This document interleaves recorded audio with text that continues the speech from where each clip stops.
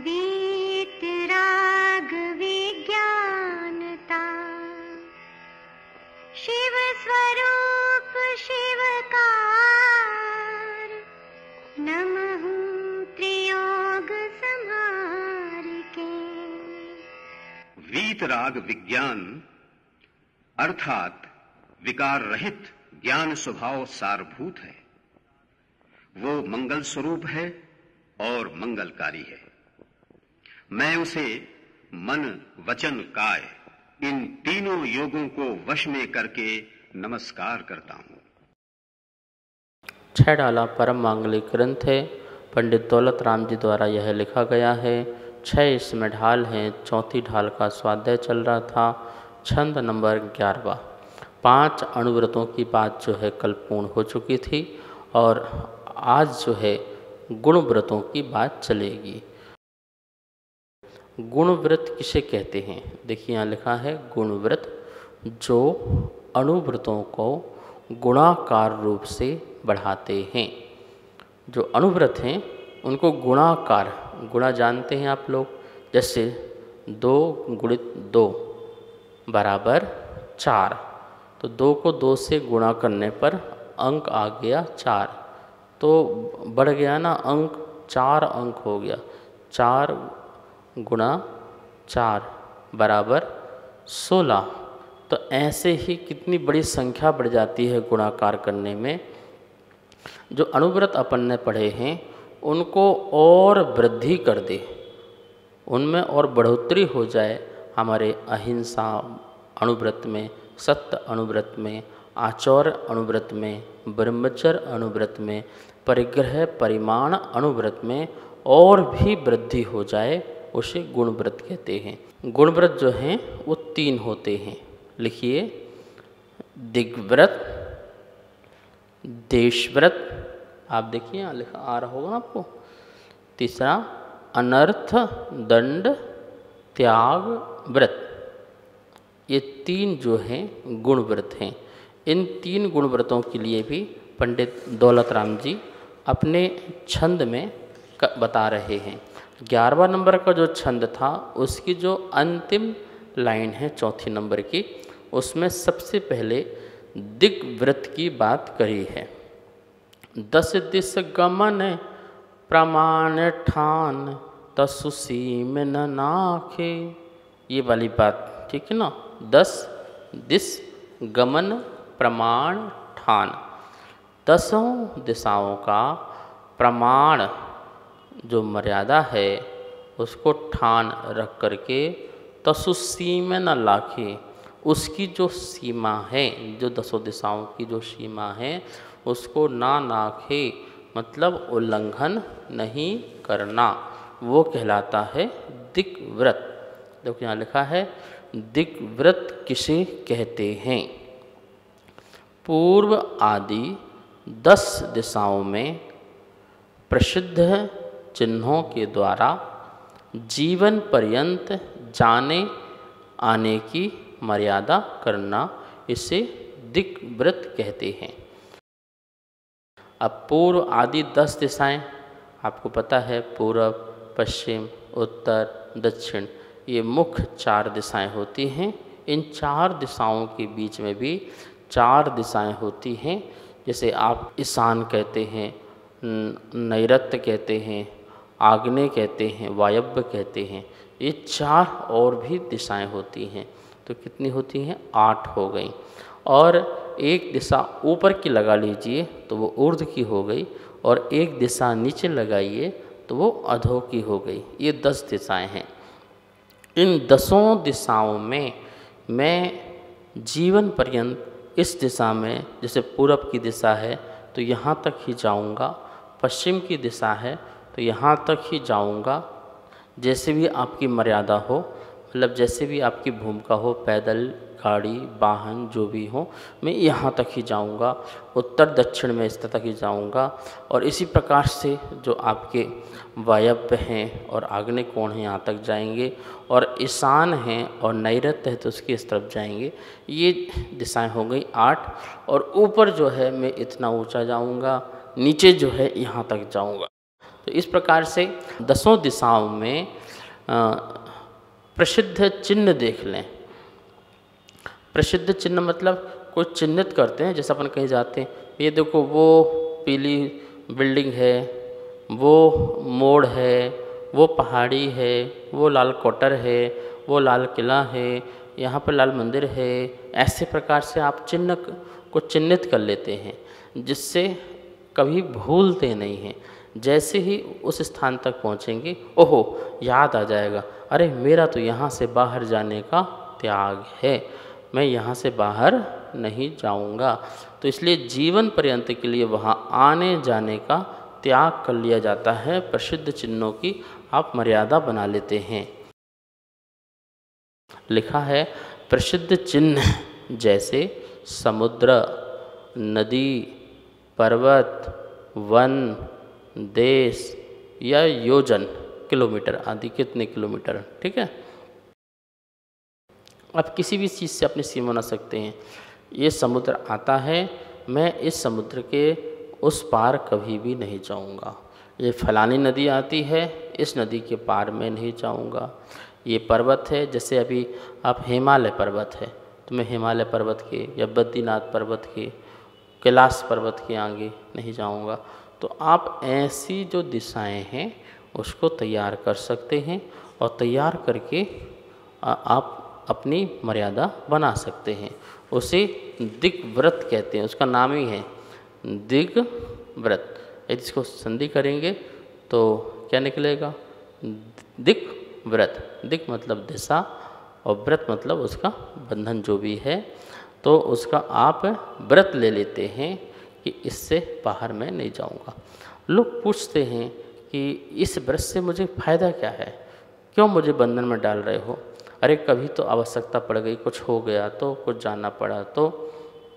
भैया आप अपनी मर्यादा में रहेंगे तो आपको बहुत सारे लाभ की प्राप्ति हुआ करती है। एक तो बाहर से जब हम त्याग देते हैं तो हम बहुत सारे पापों से बच जाते हैं। जैसे कि आपने भारत से बाहर जाने का त्याग कर दिया, एक ही आपने चारों दिशाओं में, सभी दिशाओं में, मैं भारत से बाहर जो भी जाने की कोई भी दिशा हो, आठों दिशाओं से मैं कहीं से भी भारत के बाहर नहीं जाऊंगा। ये आपने अपनी दिशा बना ली, ठीक है ना। तो इससे आपको फ़ायदा क्या हुआ? क्या फ़ायदा हुआ?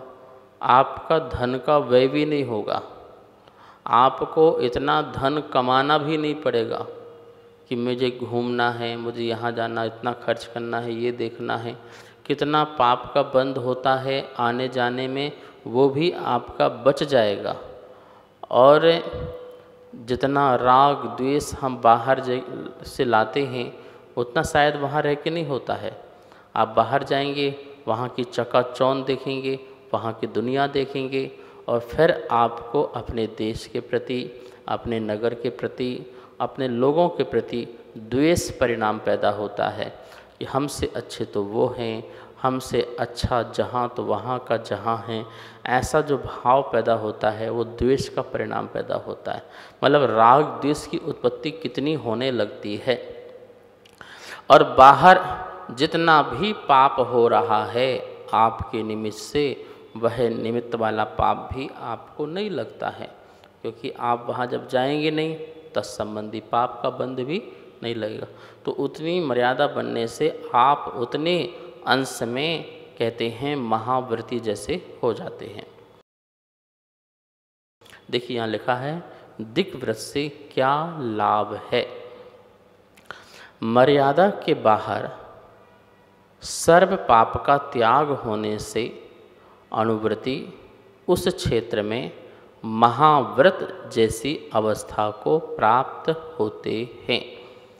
ये बहुत बड़ी बात कही गई है कि जो जैसा महाव्रती होता है उसके संपूर्ण पापों का त्याग हो जाता है, ऐसे ही वह गुणव्रती भी जो है अपनी मर्यादा बनाता है। तो मर्यादा जैसे बनाई, जैसे मान लो इतनी मर्यादा बनाई, तो तत्संबंधी इतना ही तो पाप हमको लग रहा है यहाँ वहाँ आने जाने का, क्रिया आदि करने का, लेकिन इसके बाहर तो मुझे न गमन हो रहा है, ना आना जाना हो रहा है, यहाँ संबंधी जो राग द्वेष है वो नहीं हो रहा है, तो इतने में तो मैं वीतरागी हो गया और बस इतना सा बचा है, तो इसको भी कम कम कम कम करते करते करते एक दिन पूरा हो जाएगा, तो मैं फिर पूर्ण रूप से महाव्रती मुनिराज बन जाऊंगा।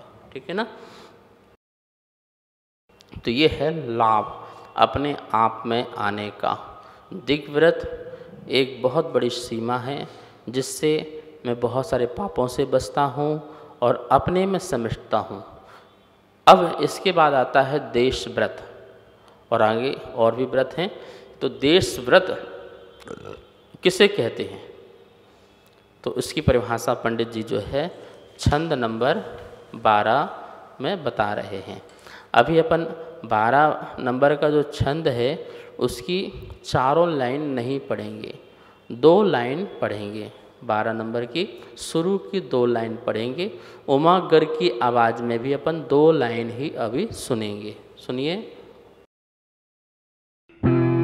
ताहू में फिर ग्राम गली गृह बाग बजारा, गमनागमन प्रमाण ठान अन सकल निवारा।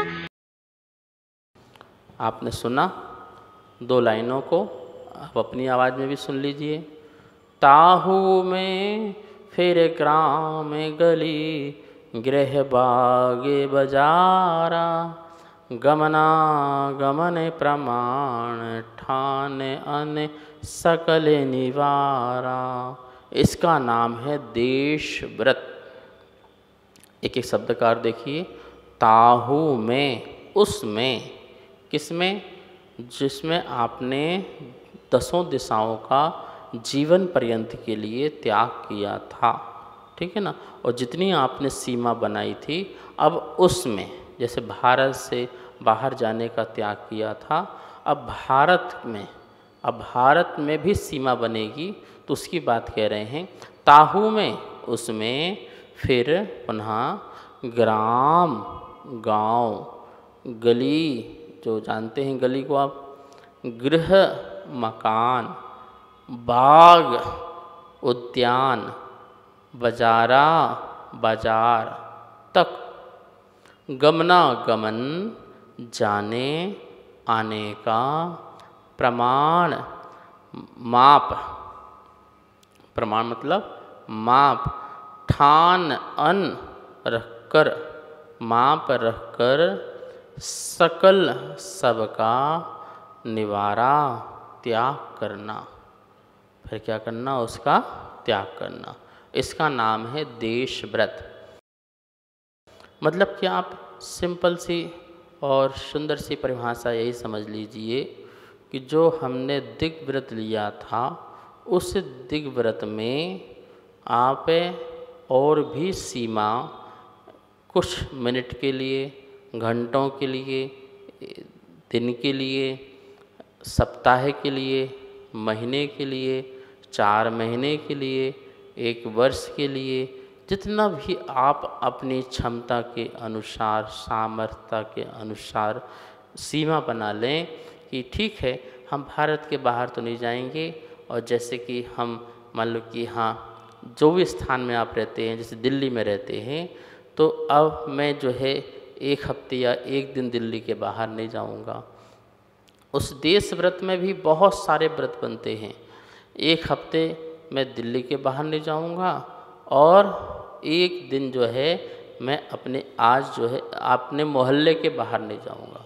और अभी जो 1 घंटा है, उस 1 घंटे में मैं अपने घर के बाहर नहीं जाऊंगा, इसका त्याग करता हूं। तो ये क्या हुआ, ये मर्यादा के अंदर मर्यादा, मर्यादा के अंदर मर्यादा, मर्यादा के अंदर और मर्यादा। तो जितने आप सूक्ष्म होते जा रहे हैं और जितनी आपकी सीमाएं जो हैं बाहर की दूर होती जा रही हैं, उतने आप पाप से बचते जा रहे हैं। क्योंकि जैसे आपने 1 घंटे का नियम ले कि मैं 1 घंटा अपने घर से बाहर नहीं जाऊंगा, तो कितना बड़ा पाप से आप बचे। घर से बाहर जाते, रास्ते में जाते, गाड़ी में जाते, चींटी मकोड़े आदि मरते और प्रमाद रूपचर्या होती, और बाहर देखते दुनियादारी में जाते तो कितना राग, कितना द्वेष, क्या क्या बढ़ता। उन सब निमित्तों से जितने भी आपके पाप आदि निमित्त थे, उन सब से आप बच सकते हैं और बच जाते हैं। तो कितने पापों से आप बचते हैं, आप सोचिए कितने कर्म बांधने से बचते हैं, आश्रयों से बचते हैं। ये फायदा है देश व्रत का। तो दिग व्रत जो होता है वो जीवन पर्यंत के लिए होता है। देश व्रत जो होता है वो अपनी शक्ति के अनुसार जितना रखना चाहो रख सकते हैं। वो रोज का भी हो सकता है, कुछ घंटों का भी हो सकता है, दिन का भी हो सकता है, मास, जो भी आप जितनी मर्यादा रखना चाहो। और उसमें भी एक चिन्ह बता दिए हैं कि भैया जैसे आज इस गांव के बाहर नहीं, मैं जो है इस गली के ज़्यादा और दूसरी गली में नहीं जाऊंगा, जो ये फलाना जो घर दिख रहा है ना गृह, मैं उस घर के आगे नहीं जाऊंगा। बाग हमारे घर के सामने या पास में कहीं भी या दूर भी जो हो एक बाग है, उद्यान है, भैया मैं मर्यादा बनाता हूँ, आज इतने घंटे या इतने दिन तक उद्यान से बाहर नहीं जाऊँगा। बाज़ार, मार्केट, कुछ भी XYZ हो सकता है। वे तो यहाँ तो नाम दिए हैं, 2-5 नाम दिए हैं फेमस चीज़ों के। आप अपने भी जहाँ आसपास जो भी हैं उनका आप मर्यादा बना करके वहाँ से बाहर जाने का त्याग करें। और उतने त्याग में आप आनंद लें कि ओहो कितना आनंद आ रहा है। कोई व्यक्ति फ़ोन करे भाई चलोगे क्या, नहीं भाई मेरा तो मैं नहीं जा पाऊँगा, बस इतना ही तो बोलना है। सारे विकल्प दूर हो जाते हैं, टेंशन दूर हो जाती है, तनाव दूर हो जाता है और अपने में ही मस्त और आनंद में चले जाते हैं। यहाँ देखिए अर्थ लिखा हुआ है, दिग्व्रत में जीवन पर्यंत की गई आने जाने के क्षेत्र की मर्यादा में भी घड़ी, घंटा, दिन, महीना आदि काल के नियम से किसी प्रसिद्ध ग्राम, मार्ग, मकान तथा बाजार तक जाने आने की मर्यादा करके उससे आगे की सीमा में ना जाना सो देश व्रत कहलाता है। ठीक है ना, ये तो आपको समझा ही दिया हमने। देश व्रत किसे कहते हैं, यहाँ लिखा है, दिन प्रतिदिन काल की मर्यादा करके दिग्व्रत में की गई विशाल सीमा को थोड़ा थोड़ा घटाते जाना, इसका नाम जो है देश व्रत है। आप दिन और प्रतिदिन आप उस सीमा को भी घटाते जाइए जो आपने जीवन पर्यंत के लिए ली है।